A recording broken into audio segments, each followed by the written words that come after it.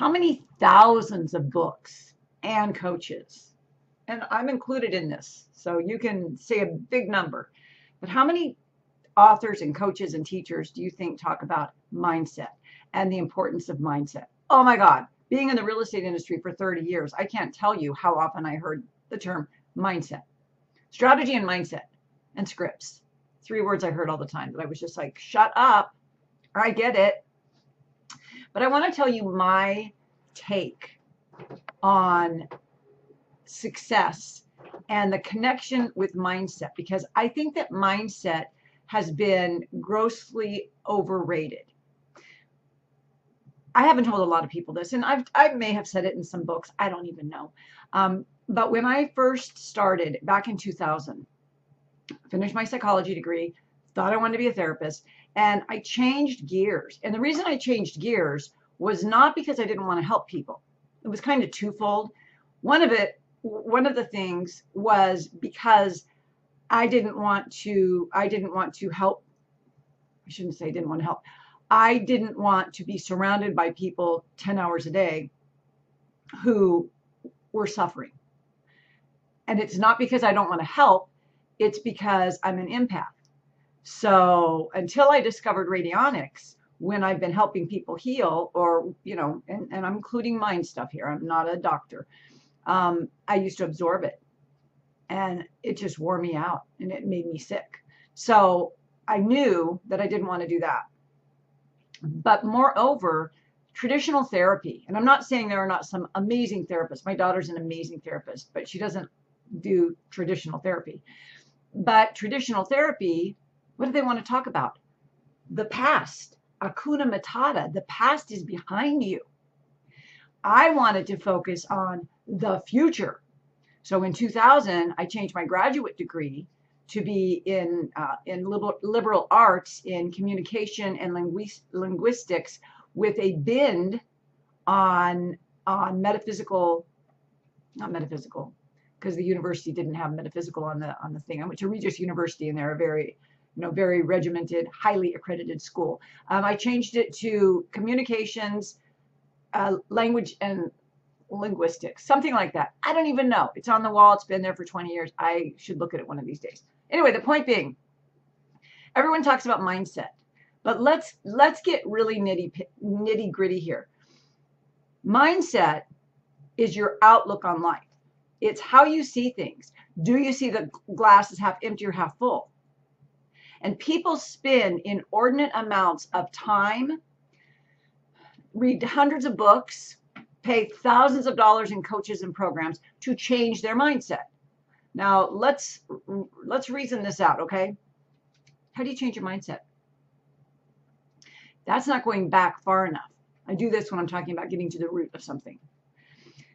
Mindset is based on your subconscious. So put mindset over here. I'll give you some things and some ideas before I end this today on how you can work on your mindset. Because your mindset is conscious, and your consciousness is only 5% of your thinking. So if you're not having the success that you want, or if you've got past trauma that you're not able to heal, or you are overweight, or you have a physical ailment that you want to heal, mindset is critical. That 5% of your brain, it has to be on board. It has to see the possibilities, and it has to stay continually and consistently motivated to just not take action, but also to imagine the outcome that you want. That's mindset. When I'm talking about subconscious, it breaks down into 2 things. One is your subconscious beliefs. And your subconscious beliefs are based on interpretations that you made of situations in your youth, okay? Usually by the time you're age 7. But one thing a lot of people don't recognize, and I'm talking about this in the new book, is that we know through epigenetics that also in your DNA. So if you have, let's just say arbitrarily, you have a fear of snakes, but you've never had a snake experience. Yeah, I got no idea where it came from. But your mother was deathly afraid of snakes. And I'm not talking about, it's really hard sometimes to distinguish between nature versus nurture. Like maybe if you saw her freak out, well, yeah, that would like get into your DNA. But I'm just talking about something that she had, this fear, and she never shared it with you, but yet you could still inherit it.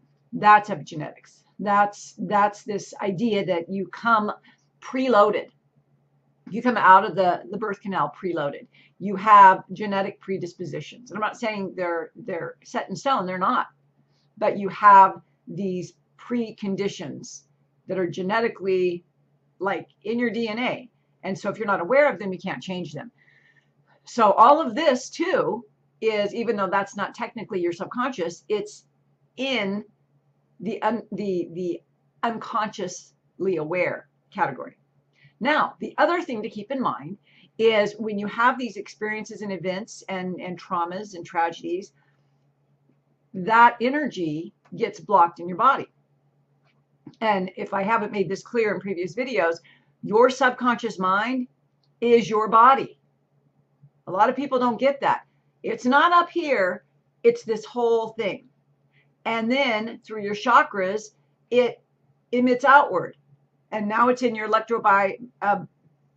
electromagnetic field, attracting other fields that are at the same wavelength, the same vibration, the same frequency. Does that make sense? So if you attempt to change your life, your behavior, your emotions, your frequency, with only that 5% of your conscious mind, you're not going to get very far. You've got to go to the subconscious. You've got to go to the body. You've got to go to the energy system.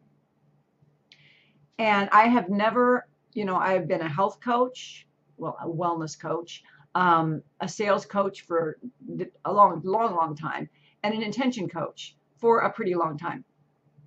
And in all three of those realms, whether I was helping someone who wanted to get to the root of their cancer, increase their sales, or even, I don't really specialize in attracting soulmates, but let's just say that was your thing. It all boils down like this: mindset, subconscious. Okay, I just want to make sure you get the ratio. So how do we work with the subconscious? Well, the first thing that we do is we have to access it. And this is where most people are like, oh, I just want to know what my limiting beliefs are. You don't have to worry about what your limiting beliefs are. In fact, everyone, like every human, 98.9% of all humans, that's my guess, I don't have statistics on that, humans all have certain limiting beliefs. And the majority of them boil down somehow to not being lovable or worthy. All of it, everyone, even people who are super successful, they've broken through it somehow to some level. But there are many people, and here's my case in point. When you have an NFL player who's made it, like makes millions and is doing phenomenal in his field, and then he goes and he beats up his wife, right? Or a rock and roll star that ends up, that's just almost a cliche. A rock and roll singer who runs his car into a pole or ODs on heroin or whatever. I mean, that's almost a cliche because it happens so often. We have to get to the root, because if we're just focused on the mindset, and maybe the mindset with will and force help them catapult them to the top. If the subconscious programming is not at that level that they wish to be at, or that they've managed to get to, or that they want to go to, they're not going to get there, or they're not going to stay there. If I have a belief that I'm not good enough, and then I get all this fame and fortune and all this attention, I will do something to sabotage it. And the reason I will do something to sabotage it is because subconsciously, I don't think I deserve it. And my subconscious says, oh, no, this would go to someone who really feels deserving. You don't feel deserving, so I'm going to push it away. Let's see, what can I make you do that'll push it away? The subconscious is not your enemy. It is the driver of the bus. It is doing whatever you tell it to do. but it's getting its directions, it's getting its instructions from whatever it's fed down from both your conscious, which is why mindset's important, but your unconscious, which is your past. It is impossible to create a future that's different from your present if you're letting the past control it. Can't happen. It's an old map. So the challenge and the goal, and really, I mean, I would say it's safe to say that I have spent 30 years of my life, even if I was selling houses or doing real estate coaching, you know, teaching at the college, I still teach out part-time.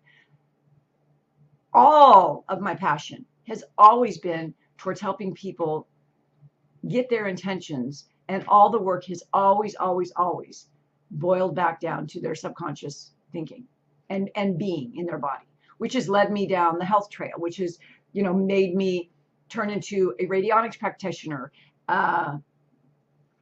you know, doing coaching and mindset work and intention work and metaphysical and quantum physics, because it's all of the stuff always boils down to our unconsciousness.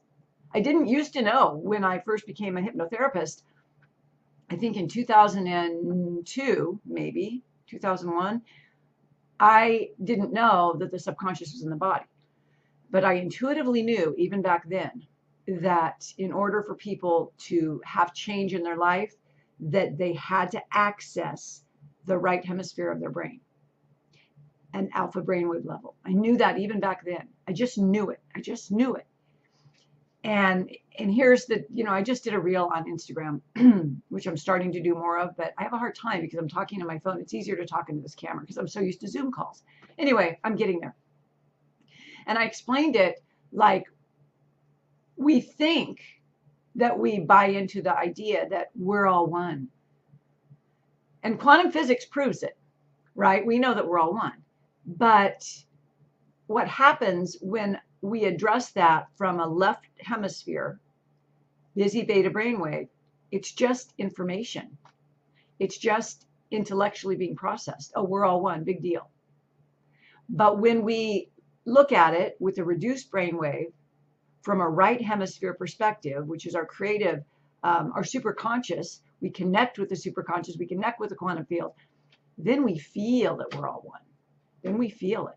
And it's a whole different ballgame. And so the reason I bring this up, if it seems disconnected to what I'm talking about here with mindset and the subconscious, it's absolutely connected, because it's at that place of right brain hemisphere and an alpha brainwave when you can, in an instant, shift everything in your subconscious thinking, in your subconscious body, in an instant. In fact, what do you think spontaneous healings are? What do you think spontaneous remissions are? It's on a level that wasn't left brain, ego-based, me, busy beta. That person somehow tapped in, and maybe they didn't know they were doing it, and maybe it was while wide awake. I don't know. But what I'm saying is all those things happen, the spontaneous healings, the placebo effect. It happens when our right brain, our right hemisphere, and our alpha brain waves take us to bigger possibilities, to probabilities, to the quantum field, to maybe through prayer, right? So the point is that whatever goal you have, whether it's to make more sales or to heal something, whatever it is, mindset is a small portion of it. The bigger portion is going to be subconscious, and it's in your body. And I mean, that's my whole business. I can't give you in a nutshell how to fix this, but I sure do tons of videos. I do a podcast. I write lots of books. My books are always free on Kindle Unlimited. This new one that I have coming out called The Superconscious Solution, Manifestation for Stressed Out People, won't be free for a while, but eventually it will be free. But I'm telling you right now, the secret sauce. Learn to close off that side of your brain. Just disconnect a few minutes a day and tap in to your higher self and envision the things that you want. Don't go into your transformational journey, or even if you're in it, which I assume you are, thinking I have to change a bad belief. That's the wrong question. You don't have to change a wrong belief. You have to get to the part of you that doesn't have any beliefs, the part of you that knows that you are an infinite, beautiful, just amazing creator. Like, we're talking pre-trauma, right? And there is that part of you that exists, and it's called your superconscious mind. So the mindset dichotomy of our world is just really, really, it's off. So I promised I'd tell you before I ended some mindset tips, and they're very, very easy. A lot of times we don't know that we have a negative mindset, and I can pick it up in 5 minutes of having a conversation with someone. If they say things like, well, this always happens, well, I just can't, they're having a very limited perspective of what's possible for them. So that can be good to have a coach. But, read books that inspire you. Model people, follow influencers who inspire you. I don't mean like the Kardashians. I mean like spiritual teachers that really, really motivate you and inspire you, so you can tap in. Those people, those books, those videos, those podcasts, the whole idea is for you to tap in to that higher part of you, your superconscious mind, so you begin to understand that it's possible for you. So read. If you need to get therapy, get therapy. If you want to have a coach, get a coach. But just immerse yourself in possibility. And don't hang around with people who are like, oh, the rich always get richer, blah, blah, blah. Cut them out. I don't even care if you live with them. Cut them out. Don't watch the news. Don't comment on political posts. Don't read political posts. That 5% of your brain is really responsible for a lot. But while you're doing this 5%, this 95% is what you really want to focus on. And I just told you how. Just go into your mind, go into your heart, sink into your heart, and access the part of you that is disconnected from this, so that you can create the version of you that you want to have and be. Okay, I hope you found this helpful. I have a new class. I'm going to put the link below, and I will talk to you soon. Bye-bye for now.